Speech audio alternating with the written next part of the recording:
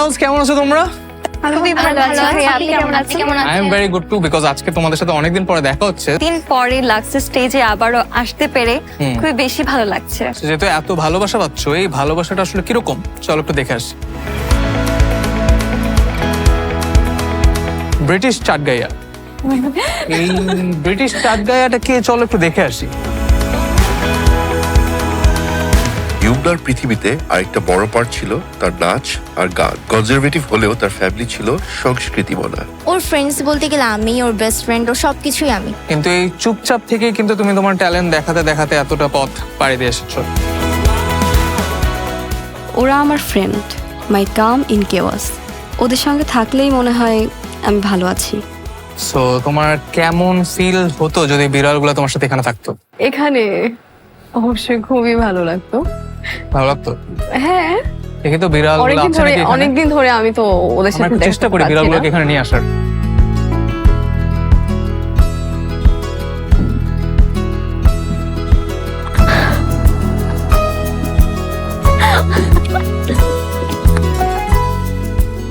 আল্লাহ, ও কিভাবে?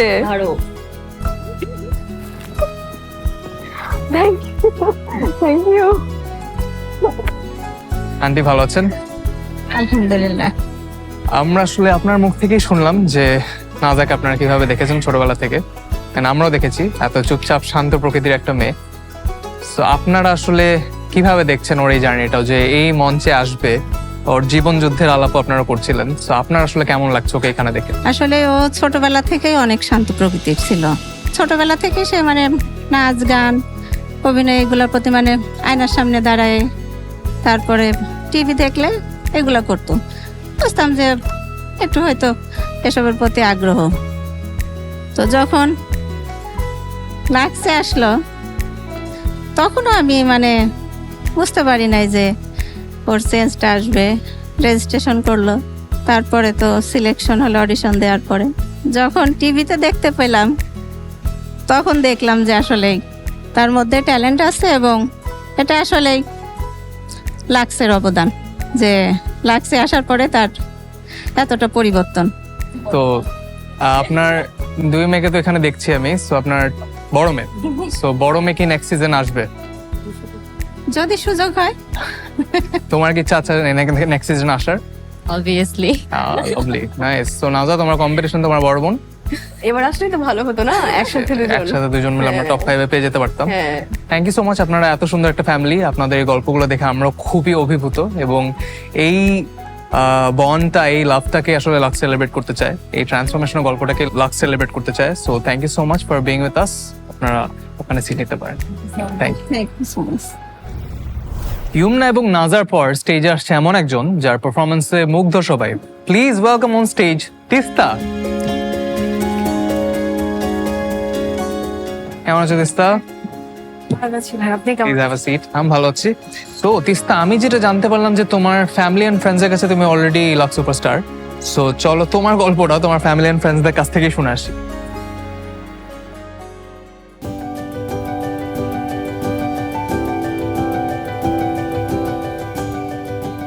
অনুভূতি প্রকাশের জন্য সবারই নিজস্ব একটা পথ থাকে। তিস্তা সেই পথটা খুঁজে পেয়েছিল নাচের ভেতর, যেখানে কথা নয়, ছন্দই ছিল তার ভাবনা, তার গল্প। তিস্তার বেড়ে ওঠা ঢাকাতেই। শুরুটা ছিল আদর আর সচ্ছলতার ভেতর। মা ছিলেন স্কুল টিচার, বাবা ব্যবসায়ী। সংস্কৃতিমনা পরিবারে বেড়ে ওঠায় তাদের ইচ্ছাতেই নাচ শেখার শুরু। মাত্র ৩-৪ বছর বয়সে সবার চোখে পড়ে ছোট্ট তিস্তার ট্যালেন্ট।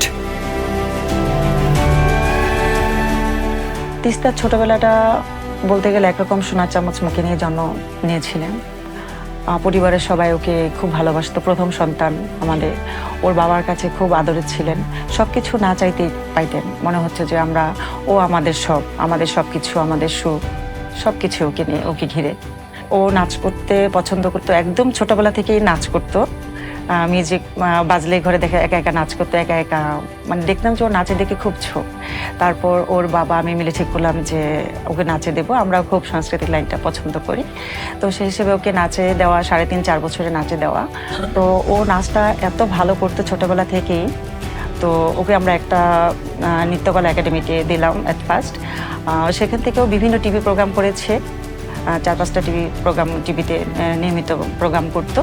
তো অনেক ভালো করেছে। আর ও হচ্ছে যখন স্টেজে উঠতো নাচ করার জন্য, তখন মানে সবাই খুব মানে অবাক হয়ে যেত।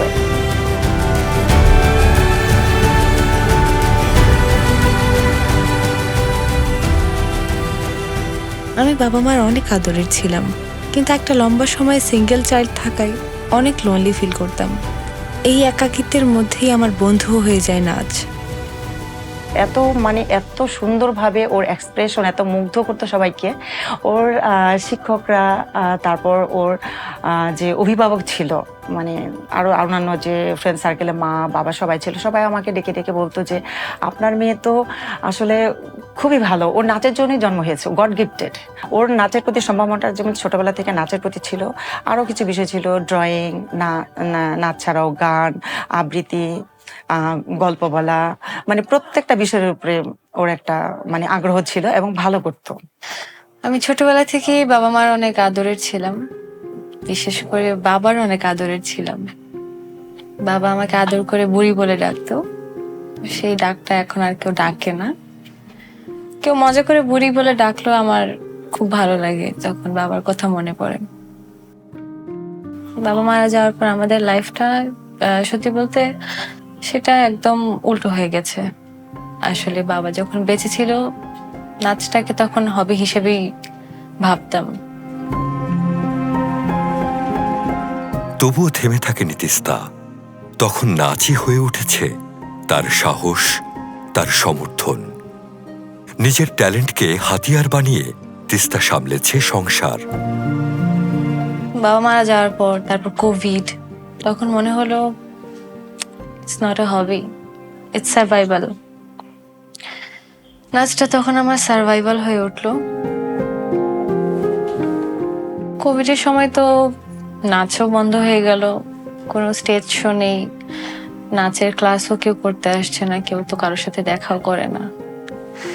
তখন একটা ছোট প্রোডাকশন হাউসে আমি অ্যাসিস্ট্যান্ট ডিরেক্টরের একটা কাজ পাই।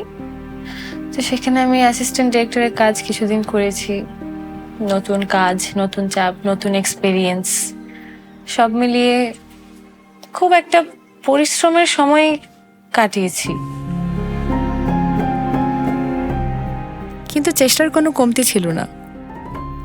সেখান থেকে তারাও আমাকে অভিনয়ের জন্য অনেক ইন্সপায়ার করত।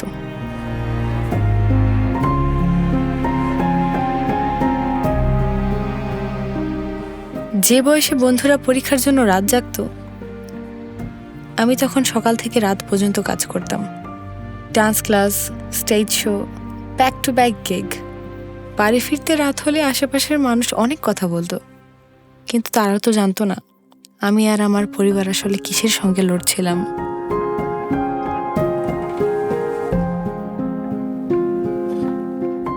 বছর খানেক পর আবার ফিরে আসে সে, এইবার নিজের জায়গায়, নিজের ছন্দে। ইনস্ট্রাক্টর হিসেবে যোগ দেয় একটি ডান্স স্কোয়াডে। নাচ তার জন্য এখন আর স্কেপ না, বরং পার্মানেন্ট ঠিকানা। তিস্তার যে ব্যাপারগুলো, কারণ দীর্ঘদিন আমার সাথে কাজ করে আমি যা দেখতে পেরেছি, এবং ও আমার সাথে আমার পার্টনার হিসেবেও স্টেজে অনেক পারফর্ম করেছে। আর আমি যেহেতু ভার্সেটাইল ড্যান্সার, ও একজন বর্তমান সময়ে খুব ভালো একজন ভার্সেটাইল ফিমেল ড্যান্স আর্টিস্ট। ওকে সেই ইন্ডিয়ান ক্লাসিক্যাল, কথক, ভরতনাট্যম থেকে শুরু করে আমরা jazz, contemporary, Afro, hip hop, আমরা বিভিন্ন স্টাইল নিয়ে এক্সপেরিমেন্ট করি। সেটা তো ওর প্যাশন, ডেডিকেশন আমি খুবই ভালো পেয়েছি। ওর ইচ্ছা শক্তি খুবই ভালো লেগেছে। যে থাকে না যে একটা জনরার মধ্যে থেকে কেউ বের হতে চায় না, বা ও ট্রাই করো, এক্সপ্লোর করতে ভালোবাসে। সেই ডান্স গ্রুপের বন্ধুমহল, পার্টনার আর পরিবারের কাছে তিস্তা সবসময় ছিল সুপারস্টার। কিন্তু সে চেয়েছিল শুধু তারা নয়, পুরো দেশ তাকে চিনুক এই পরিচয়ে, একজন ডান্সার, একজন অভিনয় শিল্পী হিসেবে। সেই ইচ্ছে থেকেই রেজিস্ট্রেশন করে লাক্স সুপারস্টারে। আমার বন্ধুরা, বিশেষ করে আমার মাই আমাকে সবচেয়ে বেশি ইন্সপিরেশন দেন রেজিস্ট্রেশন করার। একদম লাস্ট মোমেন্টে আমি রেজিস্ট্রেশন করি। আমার বন্ধুরাই আমাকে হেল্প করে। লাক্স সুপারস্টার রেজিস্ট্রেশন করার আগে আমার মাথায় দুইটা জিনিস খুব বেশি খেলছিল, মানে যে কারণে আমি লাক্স সুপারস্টার রেজিস্ট্রেশন করেছি। আসলে আমি একটা প্ল্যাটফর্ম খুঁজছিলাম, একটা অনেক বড় সুযোগ খুঁজছিলাম, যেখানে আমি আমার নাচ, আমার অভিনয়ের যে ট্যালেন্টগুলোর জন্য আমাকে মানুষ প্রেইজ করে সেটাকে আমি তুলে ধরতে পারবো, আমার ট্যালেন্টটাকে আমি শোকেস করতে পারবো। তো লাক্স সুপারস্টার আমাকে সেই প্ল্যাটফর্মটা দিয়েছে। এবং দ্বিতীয় কারণটা অবশ্যই আগেও বলেছি, আমি আমার মায়ের জন্য অনেক বেশি সাকসেসফুল হতে চাই। মাকে বলতে চাই, মা আমি সাকসেসফুল হয়েছি, দেখো তোমার মেয়ে আজকে সাকসেসফুল হয়েছে। তিস্তা জীবনের সবকিছুই শিখেছে নাচের মুভমেন্ট থেকে। কখন থামতে হয়, কখন এগোতে হয়, আর কখন শুধুই স্থির হয়ে থাকতে হয়। তার কাছে জয় মানে শুধু স্পটলাইটে আসা না, বরং সেটাকে ধরে রাখার ক্ষমতা।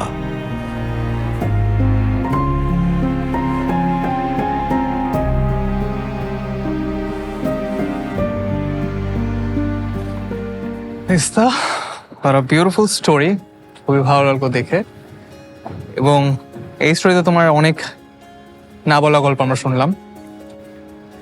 তোমার কেমন লাগছে নিজেকে, নিজের গল্পগুলো প্রথমবার মতো এখানে বলতে পেরে? অনেক না বলা গল্প আসলে বলা হয়েছে। ছোটবেলা থেকেই পরিবারের সবাই বলতো তোমার আলোয় জ্বলবে তুমি একদিন, আজ সেটাই উপলব্ধি হচ্ছে। Thank you. তুমি বলছিলে একটু আগে যে তোমার সবচেয়ে বড় ইন্সপিরেশন মা, তো তোমার মাকে আমরা এখানে ডেকে নিতে চাই। Aunty please come on stage.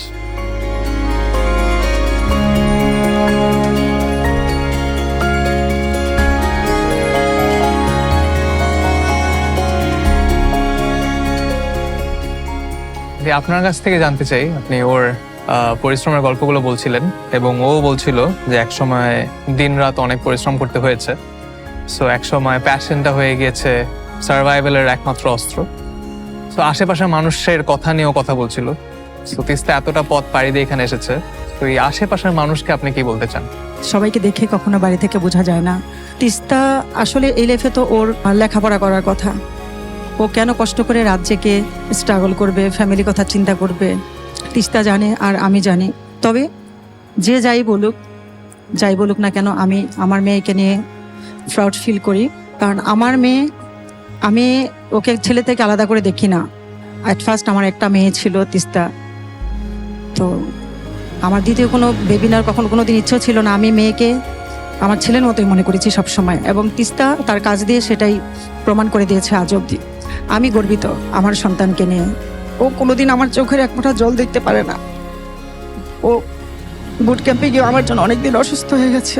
তার একটা বিশেষ কারণ হলো, ও হচ্ছে দীর্ঘদিন আমার যে অপারেশন করা লাগবে, দীর্ঘদিন ও নাচ করে একটু একটু করে আমার জন্য অপারেশনের জন্য টাকা জমিয়েছিল। প্রথম অবস্থায় আমি দিতে চেয়েছিলাম না, তারপর ওরা অনেক আগ্রহ থেকে দিয়েছে। আমি বলতেছিল, মা তুমি পারবে না, এখানে তো অনেক কিছু লাগে, অনেক খরচ করা লাগবে, মা তুমি কিভাবে করবে। পরে শেষে বলে যে তুমি যাও, আমি তো অপারেশন পরে করতে পারবো, তুমি একটা প্রতিষ্ঠিত হয়ে গেলে দেখা যাচ্ছে একসময় তুমি আমাকে করাতে পারবে, কিন্তু তুমি দেশ সুযোগ আর কোনোদিন পাবে না। অনেকে লেখাপড়া করে অনেক বড় কিছু হবে, ওরও স্বপ্ন ছিল ডক্টর, ইঞ্জিনিয়ার হওয়া, বড় কিছু হবে, কিন্তু আমি মা হিসেবে কতটা ওকে হেল্প করতে পারবো এই ব্যাপারে কিছু করার থাকে না। আসলে মা হিসেবে আমি চেষ্টা করেছি ভালো রাখার আমার বাচ্চা দুটোকে। এই টপ 5 আমার মেয়ে এসেছে, এটার জন্য আমি সৃষ্টিকর্তাকে কাছে অনেক কৃতজ্ঞ, লাক্সের কাছে কৃতজ্ঞ। আর আমি তাদের উদ্দেশ্যে আরেকবার বলতে চাই, কেন তিস্তা পড়াশোনা না করে কেন ওকে কষ্ট করা লাগছে। আমি নিজে কোনোদিনই আমার মেয়েকে বলিনি যে তুমি ডান্সটাকে প্রফেশন হিসেবে না। আমি ওকে সবসময় বলতাম যে তুমি ডান্স করবে, তুমি এটা তোমার শখ, এটা তোমার হ্যাবিট, তুমি কোনোদিন প্রফেশন হিসেবে নিবে না ডান্সটাকে। তুমি কোনো কিছু চাকরি বাকরি করবে, অনেক বড় কিছু একটা হবে, পাশাপাশি তোমার যদি শখ থাকে তুমি একটা নাচের স্কুল দিলে, বা তোমার শখ থাকে তুমি সবাইকে নাচ শেখাও।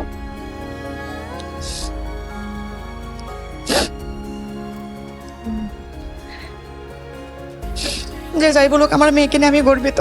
আমি কোনোদিন চিন্তাও করতে পারি না আমার মেয়ে টপ 5-এ আসবে। আমি কিন্তু সৃষ্টিকর্তাকে একটা কথা বলেছি, আর কিছু হতে পারবো না, পরে ও যেহেতু টপ 5-এ আসবে, ও যেহেতু টপ 5-এ আসতে পারতো, যেহেতু অন্য সবার মতো বড় কোনো একটা চাকরি বাকরি করার মতো কোনো একটা স্কোপ নেই, যেহেতু মিডিয়াতে একটু নাচ করে অ্যাক্টিং করেছে, ভালোই করেছে, অন্তত কিছু করতে পারবে। সো আমি আমার মেয়েকে নিয়ে গর্বিত, যে যাই বলে বলুক। আমি যেমন আমার সন্তানকে ভালোবাসি, এই টপ 5-এ 5টা মেয়ে আমি আমার নিজের মেয়ের মতো করে মনে করি। আমি মনে করি আমার মেয়ে তিস্তা যেমন আরও 4টা মেয়ে আছে, ওরা সবাই ভালো করুক, ওরা সবাই সুস্থ থাকুক। কম্পিটিশন মানে হচ্ছে কেউ না কেউ জিতবে, কেউ হারবে বলে আমি কখনো ওদেরকে খারাপ দৃষ্টিতে দেখি না। আর আমি আপনাদের মাধ্যমে দর্শকদের 2টা কথা বলতে চাই, যে আমার সন্তান যেমন তিস্তা আর যে বাকি 4টা সন্তান আছে, আপনারা সবাই ওদেরকে, ওরা আমাদের দেশের সম্পদ, ওদেরকে কিভাবে আমরা সুরক্ষিত রাখতে পারি। আজকে যে টপ 5-এ মেয়েগুলো এসেছে, তারা হচ্ছে কারো না কারো কোনো না কোনো যোগ্যতা অবশ্যই রয়েছে, তা না হলে এই প্ল্যাটফর্মে তারা আসতে পারতো না। আমি দর্শকদের একটা কথা বলতে চাই, যে আমাদের সন্তান এই 5টা সম্পদ, আপনারা হচ্ছে ওদেরকে ইন্সপায়ার করবেন। ওরা নাটক করুক, টিভিসি করুক, যাই করুক, ওদেরকে উৎসাহ দিবেন। তারা প্রথম থেকেই সব কিছু সবাই শিখে আসেনি, এখান থেকে অনেক কিছু ওরা শিখেছে এবং ভবিষ্যতে তারা অনেক কিছু শিখবে এবং আমাদের মেয়েরা অনেক ভালো করবে। আমার প্রত্যেকটা মেয়ের জন্য শুভকামনা রইল। আপনাদের সবাইকে ধন্যবাদ। Thank you so much aunty, আপনি এতগুলো মনের কথা আসলে বলে ফেললেন এবং আমরাও তিস্তার আরেকটা সাইড সম্পর্কে জানতে পারলাম। আসলে আপনি যতটুকু কৃতজ্ঞ, আমরাও আপনার প্রতি ততটুকু কৃতজ্ঞ, বিকজ আপনি তিস্তার মতো একটা মেয়েকে আমাদেরকে উপহার দিয়েছেন এবং ও টপ 5-এ আসতে পেরেছে। It's a big deal. And ও যেহেতু বলতে চাচ্ছিল যে আপনাকে ও সাকসেস দেখাতে চায়, I am sure she is on the ways of success and she is making you proud. Thank you so much, আপনি ওকে এত সাপোর্ট করেছেন, এখানে এসেছেন, আপনাদেরকে অসংখ্য ধন্যবাদ। আপনাকে অসংখ্য ধন্যবাদ, সবাইকে ধন্যবাদ। Thank you. এবার স্টেজে আসছে চট্টগ্রামের প্রাইড, যার গ্রোথ এবং ডিটারমিনেশন পুরো জার্নিতে চোখে পড়ার মতো। Please welcome on stage Amina. কেমন আছো Amina? I'm very good. How are you? I'm good. Please have a seat. Thank you. Amina, so তোমার বড়বেলার গল্প, তুমি কতটুক ফ্রি অ্যান্ড ফ্র্যাঙ্ক, কত বেশি সবার সাথে চার্পি থাকো, এই জিনিসটা তো আমরা সবাই জানি, কিন্তু ছোটবেলার আমিনা কেমন ছিল সেটা একটু দেখতে চাই। চলো দেখে আসি।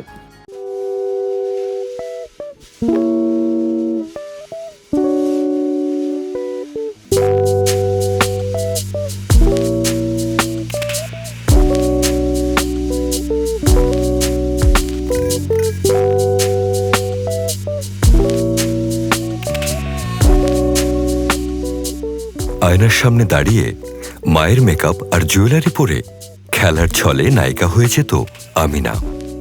তখন না বুঝলেও এখন সে জানে, সেই ছোট্ট খেলাটাই ছিল অভিনয় শিল্পী হিসেবে তার প্রথম রিহার্সেল।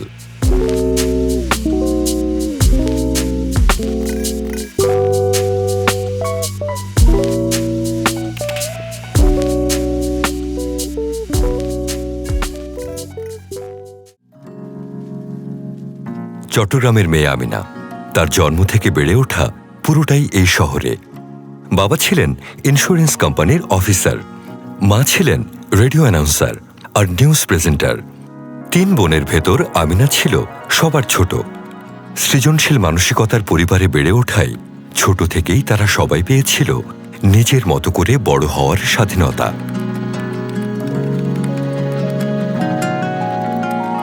আমিনা আমার ছোট মেয়ে, তো ছোটবেলা থেকে অনেক আদরে যত্নে ওকে আমি চেষ্টা করেছি বড় করার।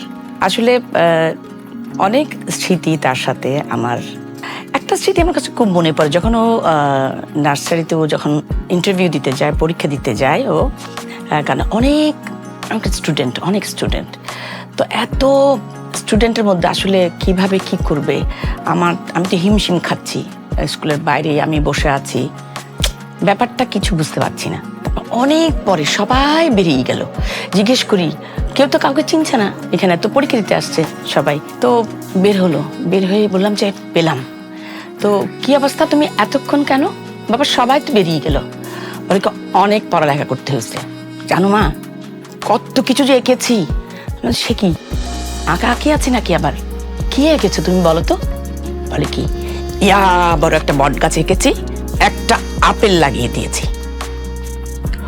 ও মাই গড, বট গাছের সাথে আপেল লাগিয়ে দিয়েছো, সর্বনাশ করেছো।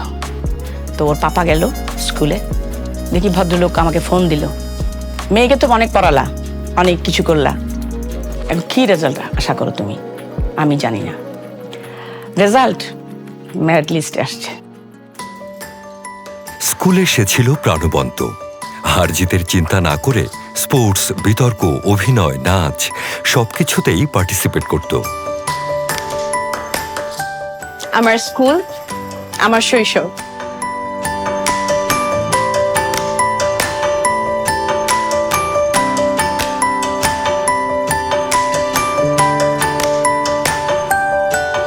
This is my classroom. এখানে আমার দুষ্টামি আর স্মৃতির কোনো শেষ নেই।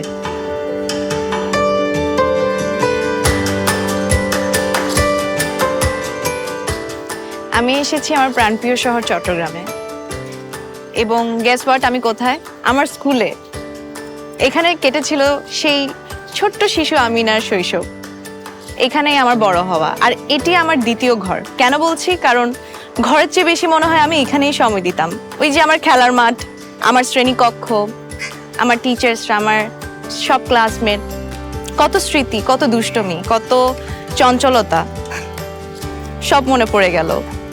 আমেনাকে আমি খুব ছোট্টবেলা থেকেই চিনি, এবং যখন সে প্রথম স্কুলে ভর্তি হয় সেখান থেকেই চিনি, এবং প্রত্যেকটা বিষয়ে, শুধু লেখাপড়া না, সব কিছুতে স্কুলে অংশগ্রহণ করা ছিল তার একটা ইন্টারেস্ট খুব।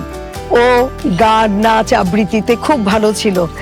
এই যে মানে এখানে সেন্ট মেরিসেই ও স্টার ছিল। আশা করছি আমাদের মেয়েটা লাক্স সুপারস্টারও সুপারস্টার হবে।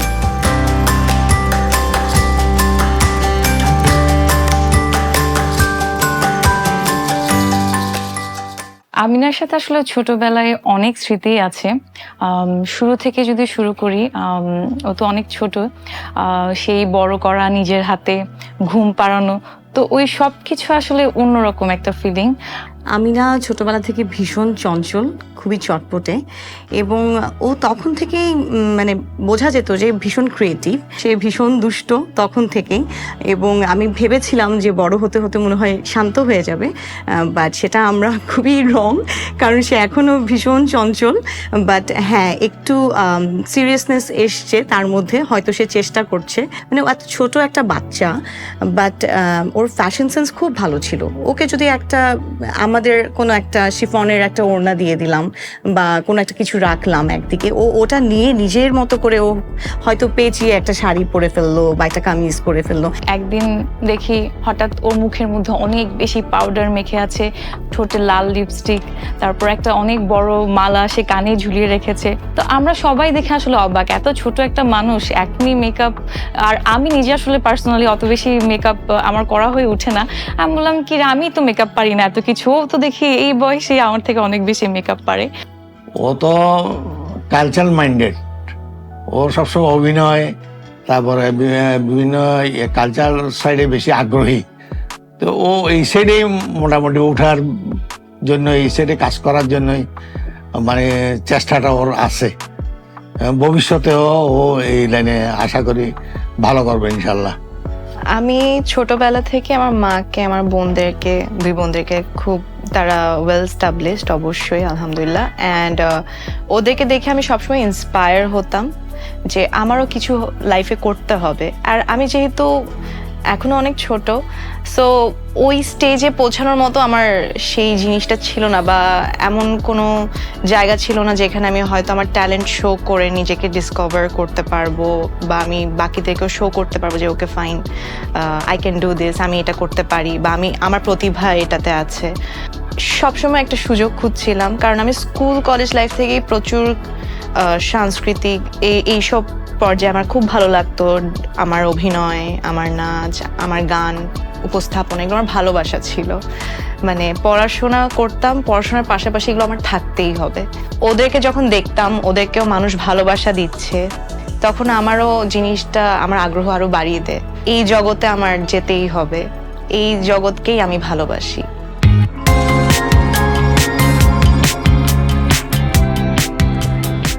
এমন চিন্তা থেকে কলেজ শেষ করে ঢাকায় চলে আসি হায়ার এডুকেশনের জন্য। ভর্তি হই ইউনিভার্সিটিতে। ফর মি ওটাই ছিল নিজেকে প্রুভ করার সময়। তাই পড়াশোনার পাশাপাশি নিজের স্বপ্নটাকেও ধীরে ধীরে এগিয়ে নিতে চেয়েছিলাম।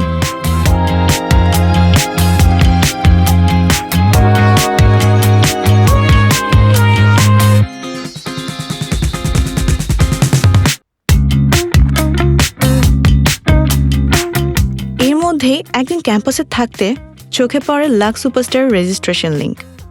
কি হবে না হবে কিছু না ভেবেই রেজিস্ট্রেশন করে ফেলি। চেয়েছিলাম যদি ভালো কিছু হয় সেটা আমার নিজের যোগ্যতায় হোক, ফ্যামিলির পরিচয় নয়।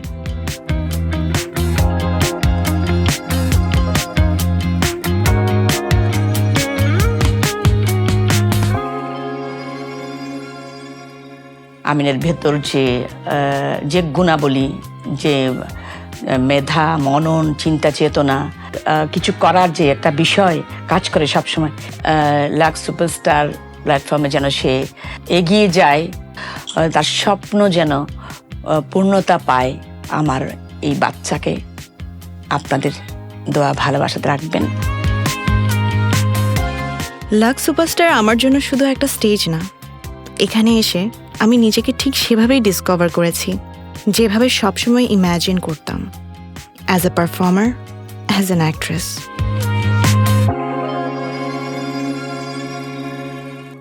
যাত্রাটা সে শুরু করেছিল একা, কিন্তু উদযাপনটা ভাগাভাগি হলো সবার সঙ্গে। আমিনা বিশ্বাস করে কনফিডেন্স আর কনসিস্টেন্সি ওর আসল স্ট্রেংথ, আর এই বিশ্বাসই একদিন তাকে নিয়ে যাবে বহু দূরে। That was a beautiful story. Amina, খুব ভালো লাগলো। সো তুমি ছোটবেলায় বট গাছে আপেল আঁকতে, এইটা তো খুবই ইন্টারেস্টিং একটা ব্যাপার। আর প্লাস ছোটবেলা থেকে মেকআপ করছো, যেটা নিয়ে তোমার পার্টিসিপেন্টরা অনেক কথা বলছিল। মেকআপ করতে বেশি ভালোবাসো। তো নিজের গল্প দেখে কেমন লাগলো? ইট মিনস আ লট। আসলে এটা সত্য, এগুলো সবকিছুই যে গাছের মধ্যে বট গাছে আপেল আঁকা থেকে শুরু করে ভীষণ স্পোর্টিও ছিলাম, অনেক চঞ্চল। ঘরে যেহেতু ছোট, একদম সবার ছোট মেয়ে, 3 বোনের মধ্যে আমি সবার ছোট। তো এই আমার জার্নিটা এভাবে শুরু হবে কখনো, তাও আবার লাক্স সুপারস্টারের মাধ্যমে, তা কখনো ভাবিনি। প্রতিটা দিন আমার জন্য অনেক চ্যালেঞ্জিং ছিল, অনেক হার্ডওয়ার্ক করতে হয়েছে এবং প্রতিনিয়ত আমি নিজেকে নতুনভাবে আবিষ্কার করেছি। সো অনেক কিছু শিখতে পেরেছি, ভালো ভালো ডিরেক্টর, প্রডিউসার সবার সাথে অনেক ভালো কাজ করা হয়েছে। So I am really grateful and অবশ্যই সবার ভালোবাসা পাচ্ছি। আমার আপনজন যারা আছে তারা আমার থেকে অনেক বেশি এক্সপেকটেশন রাখছে এবং এখন আসলে নিজের কাছেই অনেক বড় এক্সপেকটেশনটা আরো বেড়ে গিয়েছে। সো আশা করছি আমি আরো হার্ডওয়ার্ক করে আরো ভালো করতে পারবো। আই টোটালি এগ্রি যে তুমি অনেক হার্ডওয়ার্ক করছো অ্যান্ড যাদের জন্য তোমার এক্সপেকটেশন অনেক বেড়ে গিয়েছে, তো তারা তোমাকে সাপোর্ট করতে এখানে চলে এসেছে। Please aunty, can we have you on stage?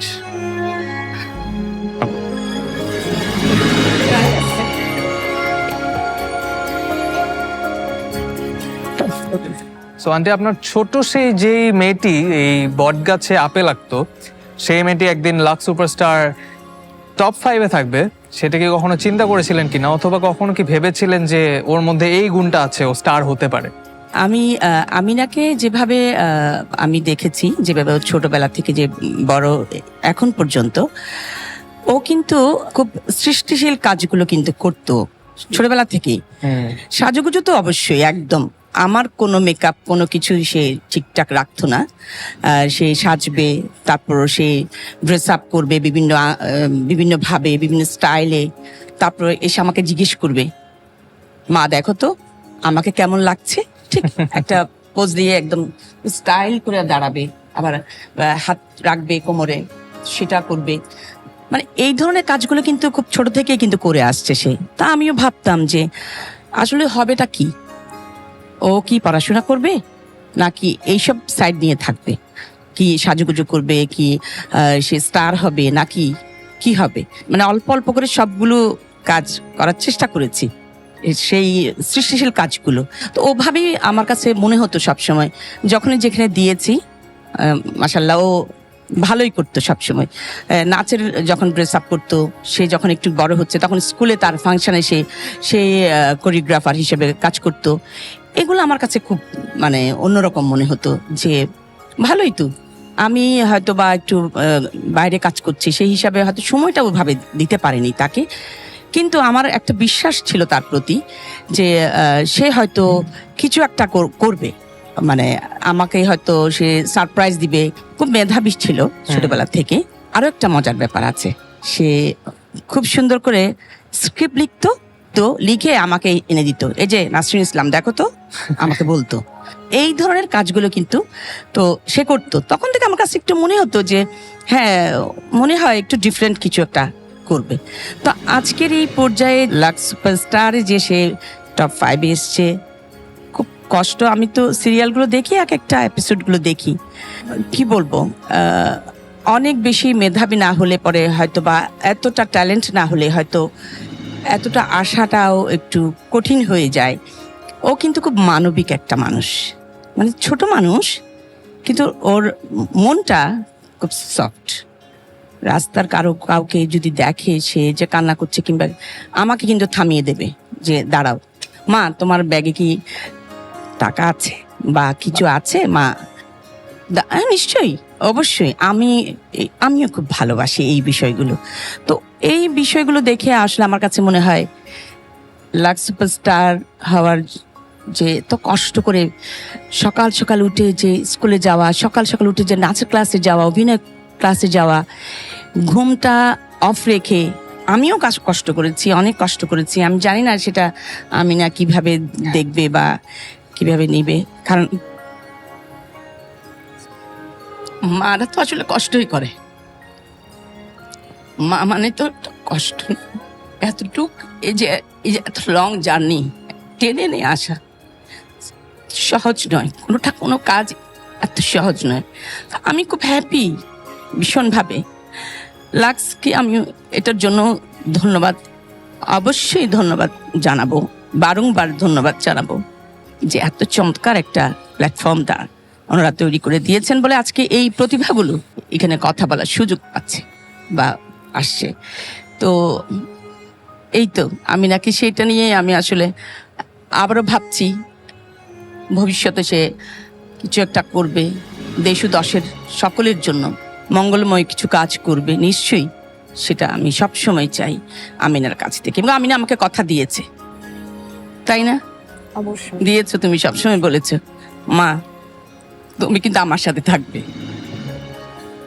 এটুকু আমি না, thank you so much. Sorry, আমি একটু ইমোশনাল হয়েছি। অফ কোর্স, আমরা আপনাদেরকে এখানে এনেছি আপনাদের কথাগুলো শোনার জন্য।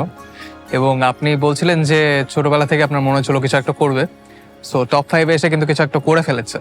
এবং ও নিজেই বলছিল যে আপনি ওর আইডল, সো আপনি যতটাকে ওকে ইন্সপায়ার করেছেন, যতটা সাপোর্ট করেছেন, তার কারণেই ও এখানে আসতে পেরেছে। So thank you so much. আপনি আরেকবার এখানে এসেছেন, আমাদেরকে সাপোর্ট করেছেন, ওকে সাপোর্ট করেছেন, and we are really grateful যে আপনি এখানে এসেছেন। আমি ভীষণ হ্যাপি সৌমিক, আমি ভীষণ আনন্দিত আমার আমিনার এই সাফল্যে। আমি আল্লাহর কাছে শুকরিয়া জানাই, এবং আপনাদের সকলে আপনারা এত কষ্ট করছেন, প্রত্যেকজন যে যেখান থেকে করছেন, নেপথ্যে থেকে, সবার কাছে আমি কৃতজ্ঞ ভীষণভাবে। থ্যাংক ইউ সো মাচ এখানে আসার জন্য। Aunty please have a seat there. Thank you. Thank you. এবার স্টেজে আসছে এমন একজন যার ট্যালেন্ট এবং ডিটারমিনেশনে মুগ্ধ সবাই, যার প্রশংসায় সবাই ভাসছে। Please welcome on stage Barnita.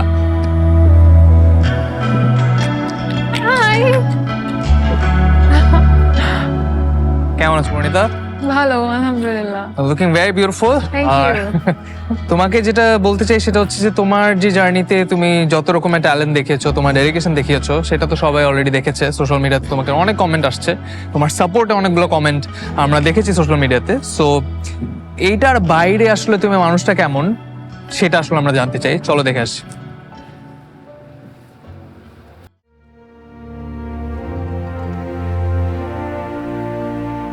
কেউ ছোটবেলা থেকেই জানে গন্তব্য কোথায়, কেউ আবার পথ চলার মাঝেই খুঁজে নেয় নিজের ঠিকানা। বিদুষী বর্ণিতার গল্প হারিয়ে গিয়ে আবার নিজেকে খুঁজে পাওয়ার।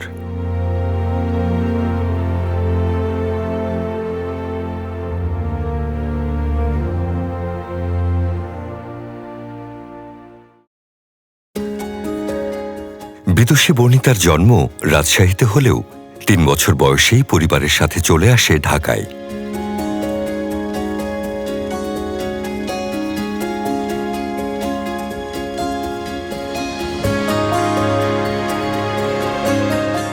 ছোটবেলায় সবাই স্বপ্ন দেখে কিছু করার, কিছু হওয়ার, কিন্তু বর্ণিতার জন্য তার মায়ের স্বপ্নই হয়ে যায় নিজের স্বপ্ন।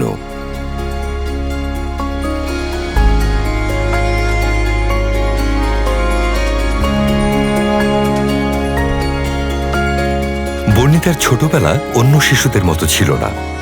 বিভিন্ন অ্যাক্টিভিটি আর অভিনয় সব মিলিয়ে তার দিনগুলো কেটেছে একটানা ব্যস্ততায়।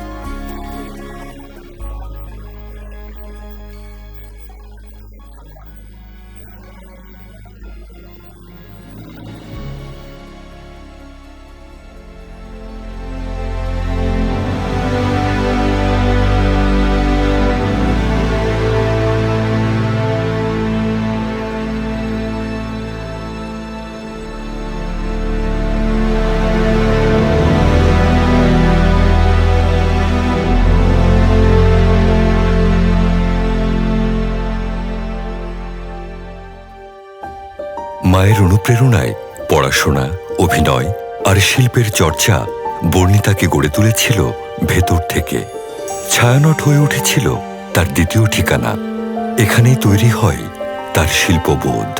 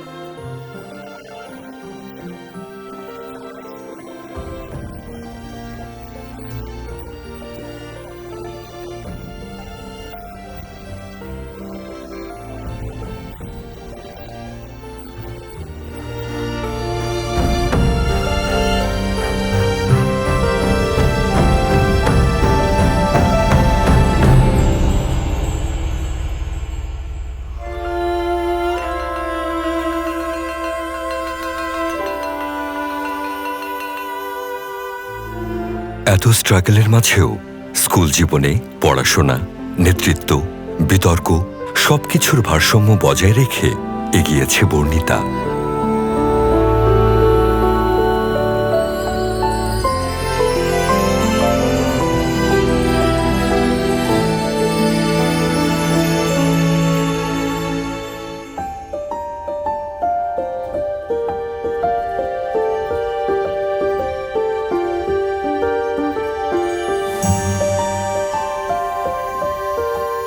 আমার স্কুল লাইফটা যে শুধু মজা ছিল তা না, অনেক ব্যস্ততার মধ্যে সময় কাটতো, অনেক কিছু করতে হতো, অনেক অ্যাক্টিভিটিস প্লাস অনেক পড়ালেখার জন্য কষ্ট করতে হতো because I couldn't afford a tutor.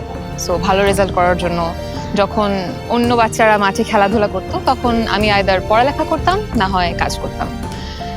এই জন্য হয়তো কোনো ডিপ ফ্রেন্ডশিপসও ক্রিয়েট করতে পারিনি স্কুলে, বাট যদিও ওরকম ডিপ ফ্রেন্ডশিপস ছিল না যে আড্ডা দিব গল্প করব, তাও যখন ক্লাসে আসতাম everyone use to love me.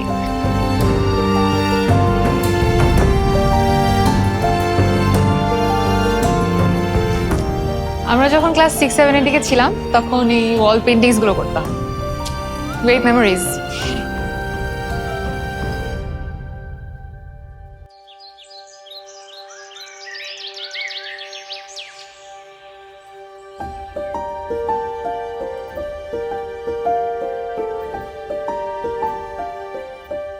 ওকে যখনই কোনো অ্যাক্টিভিটিসে ডাকা হতো, ও গান করতো, নাচে ছিল, রিহার্সালগুলো যে হতো সব সময় পাংচুয়াল ছিল, রিহার্সালে আসা এই করা।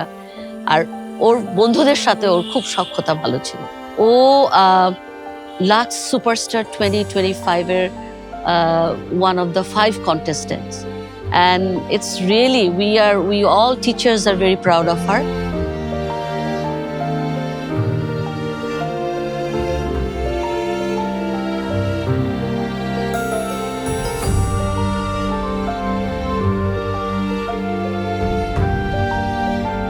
ফাইন্যান্সিয়াল স্ট্রাগল থাকার কারণে আমার কাজ চালিয়ে যেতে হয়েছে, কিন্তু এত কিছু একসাথে মেনটেন করতে গিয়ে একটা সময় খুব খুব টায়ার্ড লাগতো।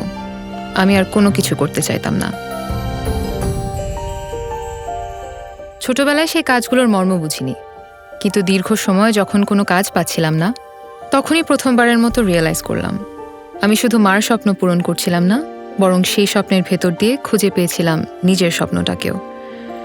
যেই স্পটলাইট একসময় অনেক বেশি চেয়েছিলাম, I started missing that spotlight again.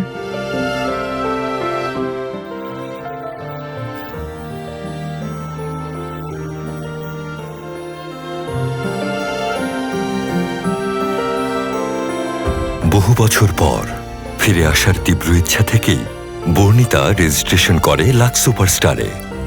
এই প্ল্যাটফর্ম তার কাছে শুধুই প্রতিযোগিতা না, নিজের প্রতি বিশ্বাস ফিরে পাওয়ার জায়গা।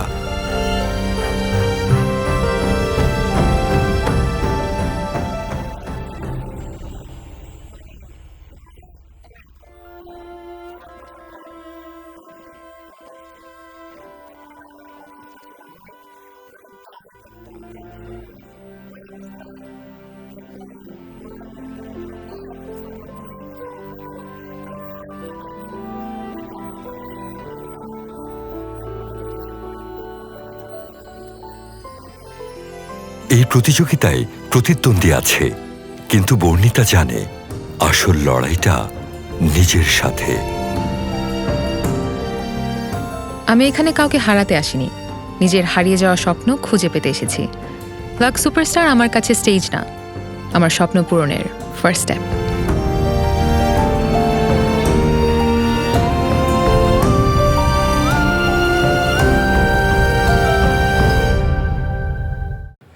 বর্ণিতা, একসময় সব ছেড়ে দিতে চেয়েছিলে, সেখান থেকে এত দূর আসা। We are very proud of you and of your journey. Thank you. I am extremely grateful to all of you guys for giving me this opportunity. Thank you. Thank you. We are grateful as well to have you. And আমাদের মতো আরেকজন আছে যে তোমাকে নিয়ে equally proud, তাকে আমরা একটু স্টেজে রেখে নিতে চাই।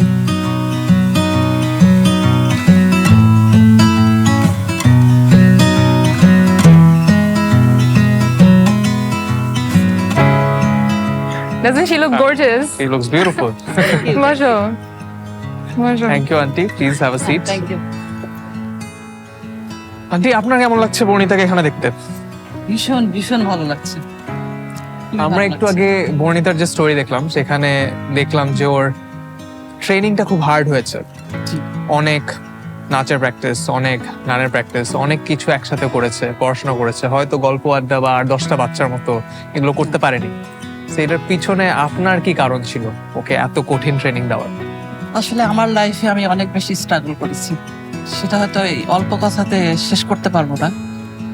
সেই স্ট্রাগলগুলো আসলে বলতে গেলে যার ফলে চিন্তা করেছি যে আমি আমার লাইফে যতটা স্ট্রাগল করেছি, যে বর্ণিতার লাইফে যাতে এগুলো ব্যাক না করে বা কখনো যাতে ফেস না করে, যার ফলে তাকে আমি আমার জব থেকে আমি আলাদা। তাকে 3 বছর বয়স থেকে আমরা মা মেয়ে যেভাবে শুরু করেছি আমাদের লাইফটা, সেটা একদমই স্বাভাবিক ছিল না। তো সেই থেকে আসলে মনে হচ্ছে যে না, ওর আসলে ভালো কিছু করা দরকার। তারপর নাচ গান আবৃত্তি, লেখাপড়ায় অনেক ভালো ছিল, স্কুলের টিচাররা ওকে অনেক ভালোবাসতো।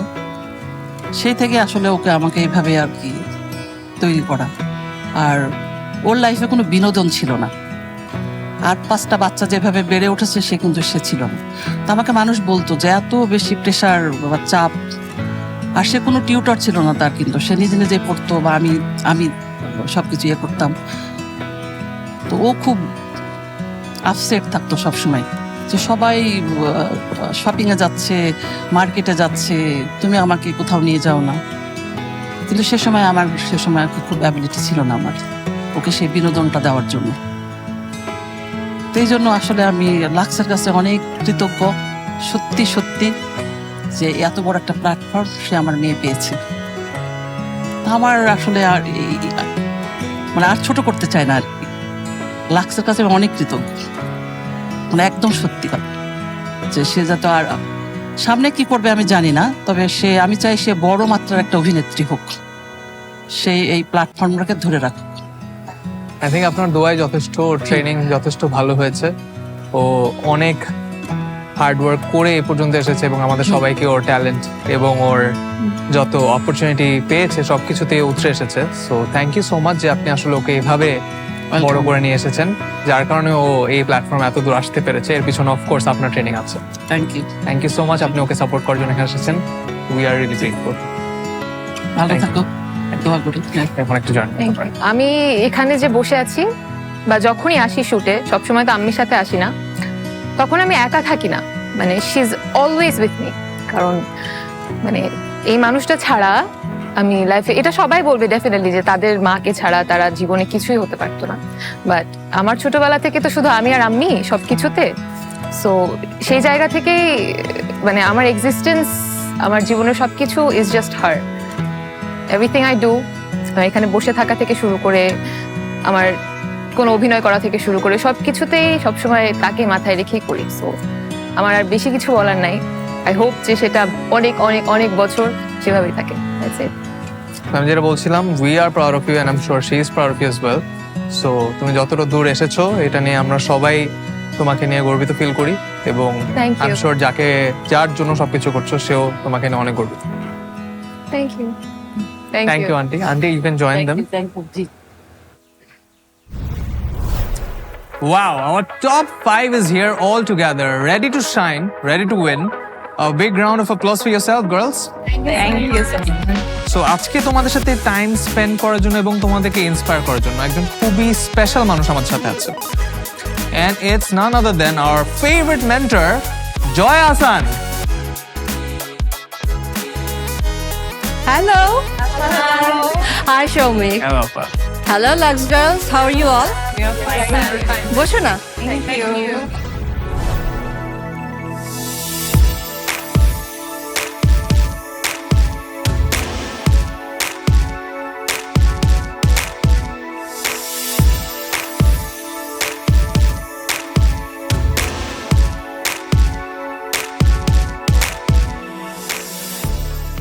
লাক্স সুপারস্টার মানে গ্ল্যামার, স্বপ্ন আর সেলিব্রেশনের এক স্পেশাল জার্নি।